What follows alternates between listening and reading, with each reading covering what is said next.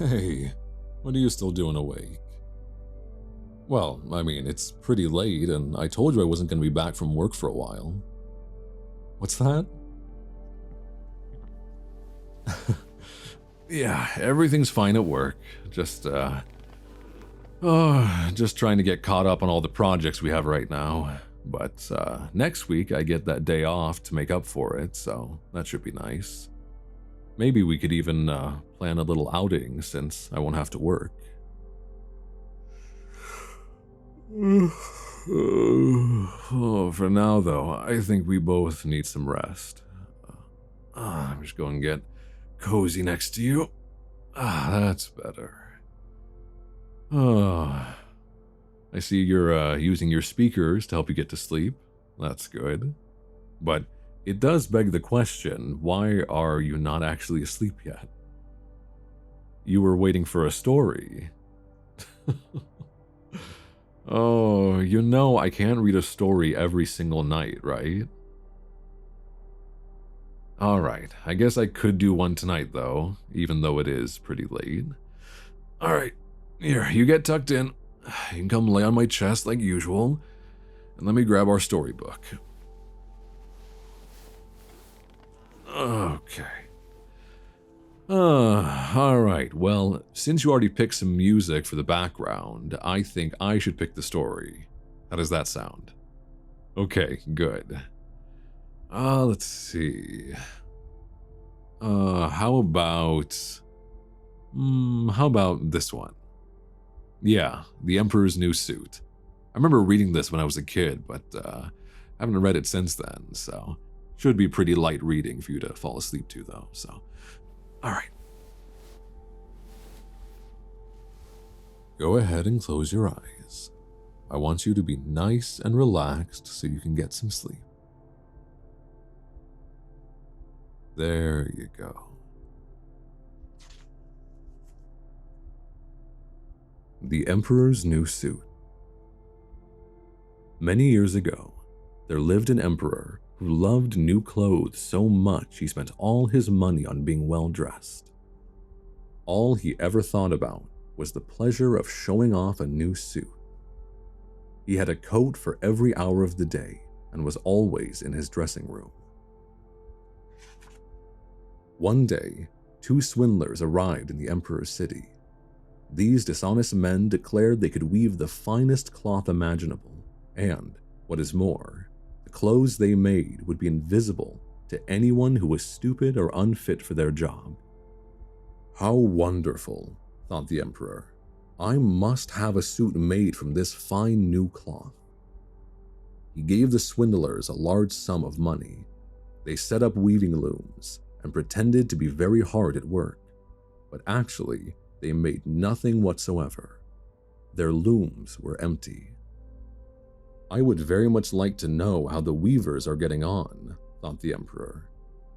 But he felt uneasy when he remembered that anyone unfit for their job wouldn't be able to see the cloth.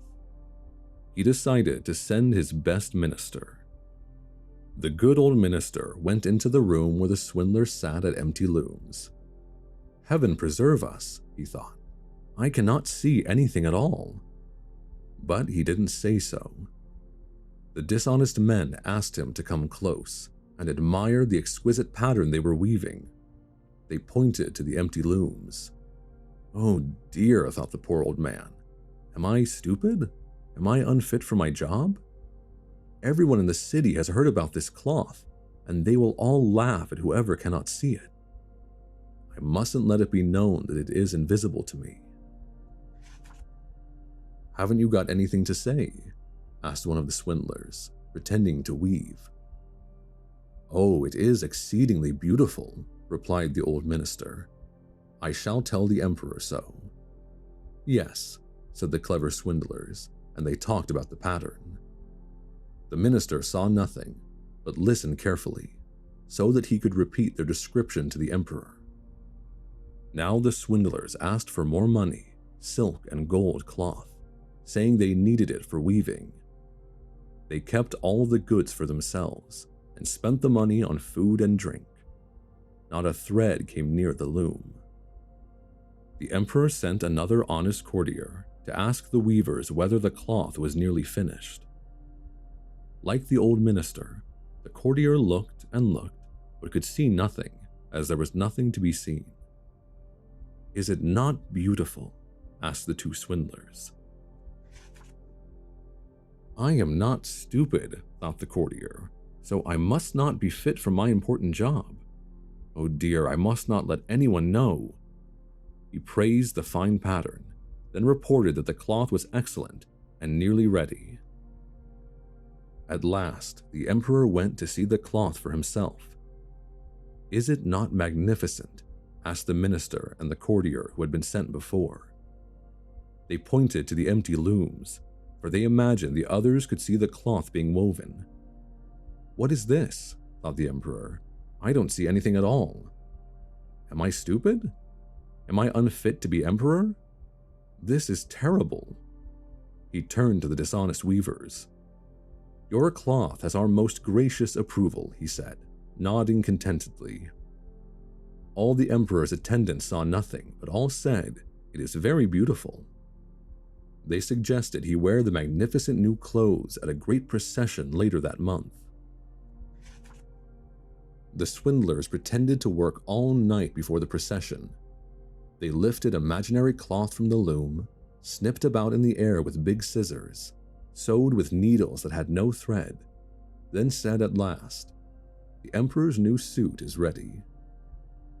The emperor came to the hall, and the swindlers pretended to hold up clothes, saying, "Here are the trousers, the coat, the cloak." The beautiful cloth is as light as cobwebs, so you feel you have nothing on at all. "Indeed," said all of the courtiers, though they could see nothing. "If it pleases your majesty, we will assist you in putting on the new suit," said the dishonest weavers. The emperor undressed, and the swindlers pretended to put the clothes on him, while he looked at himself in the mirror from every angle. "What a magnificent suit of clothes," said everyone. The officers who were to carry the emperor's long robe pretended to lift something off the floor. And the emperor set off, marching under his canopy in the procession.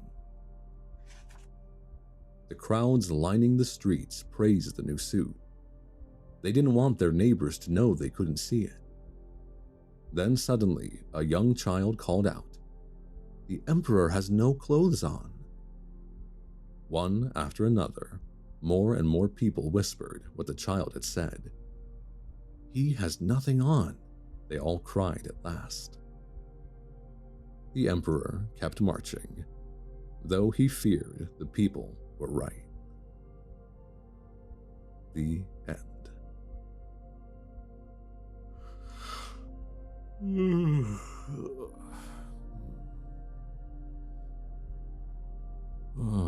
Good night.